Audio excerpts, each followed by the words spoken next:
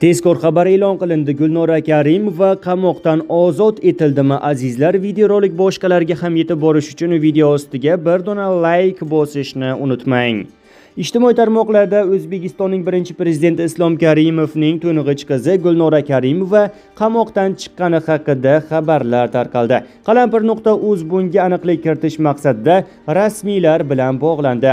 Ichki ishlar vazirining matbuot kotibi Shohrux G'iyosov bu shaxsga doir ma'lumot ekanligini aytib, Gulnora Karimovaga oid xabarlarni ochiqlay olmasligini bildirdi.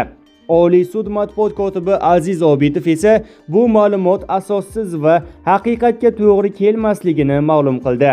Joriy yil boshiga qadar Gulnora Karimova Toshkent viloyati Zangiota tumanidagi 21-son ayollar uchun ixtisoslashtirilgan koloniyada saqlangan edi.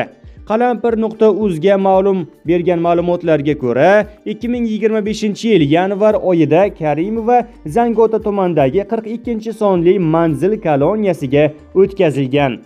Unga qo'yilgan ayblovlarga nazar tashlasak, Karimova jinoyat ishlari bo'yicha Toshkent viloyati sudining 2017-yil 18-dekabrdagi hukmi bilan 10 yil ozodlikdan mahrum qilingan.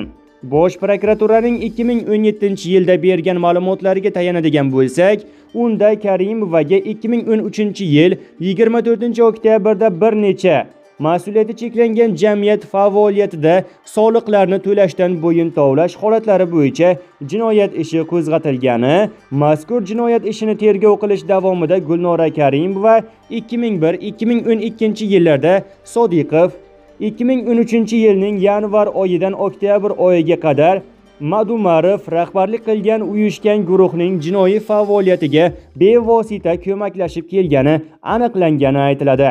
O'sha vaqtda prokuratura Gulnora Karimova O'zbekiston Respublikasi Jinoyat kodeksining 165-moddasi, ya'ni tovlamachilik, 167-moddasi o'zlashtirish yoki rastrata yo'li bilan talon-taroj qilish, 179-modda soxta tadbirkorlik, 184-modda soliqlar yoki yig'imlarni to'lashdan bo'yin tovlash, 227-modda hujjatlar, shtamplar, muhrlar, bankalarni, avtotransport vositalarining va ular tirkalamalarining, yarim tirkamalarning davlat raqam belgilarini egallash, nobud qilish, ularga shikast yetkazish yoki ularni yashirish bilan ayblanganini aytilgan.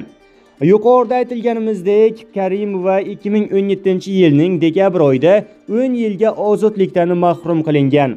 O'shanda unga insonparvarlik nuqtai nazaridan hamda mahkuma jinoiy yo'l bilan orttirilgan pul mablag'larini qaytarish va davlatga yetkazilgan zararni qoplash majburiyatlarini o'z zimmasiga olganini e'tiborga olgan holda, Karimovaga tayinlangan jazo 5 yil muddatga ozodlikni cheklash jazosiga almashtirilgandi. Bu jazoni o'tash joyi etib, uning o'z tanloviga ko'ra qizi Imon Karimovaning yashash joyi belgilangan. Shu bilan birga mahkuma Gulnora Karimova zimmasiga qonunchilikda nazarda tutilgan qator cheklovlar, ya'ni shu jumladan yashash joyidan chiqib ketmaslik, aloqa vositalaridan va internetdan foydalanmaslik hamda zararni qoplash majburiyati yuklatilgan. Keyinchalik Karimova jazoni o'tash tartibi va shartlarini qasddan buzganligi sababli Jinoyat ijroiya qonunchiligiga muvofiq O'zbekiston Respublikasi Ichki ishlar vazirligi jazoni ijro etish bosh boshqarmasi huzuridagi probasiya xizmatining taqdimnomasiga asosan tayinlangan jazoning o'talmay qolgan muddati ozodlikdan mahrum qilish jazosi bilan almashtirilib, umumiy tartibli koloniyada o'tashi belgilangani aytiladi va u Zangiota tumanida joylashgan 21-sonli jazoni o'tash koloniyasiga joylashtirilgan.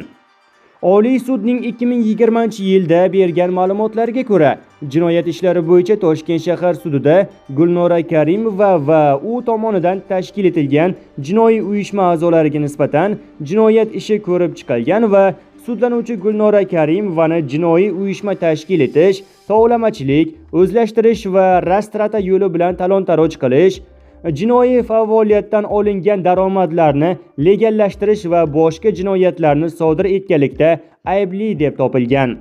Sud hukmi bilan Gulnora Karimovaga 13 yil 4 oy muddatga ozodlikdan mahrum qilish jazosi tayinlangan va jinoyat qonunchiligi normalariga muvofiq hamda bir necha jinoyat va hukmlar majmui bo'yicha jazo tayinlanganligini inobatga olgan holda jazo muddatini 2015-yil 21 avgustdan boshlab hisoblash belgilangan deyilgan xabarda.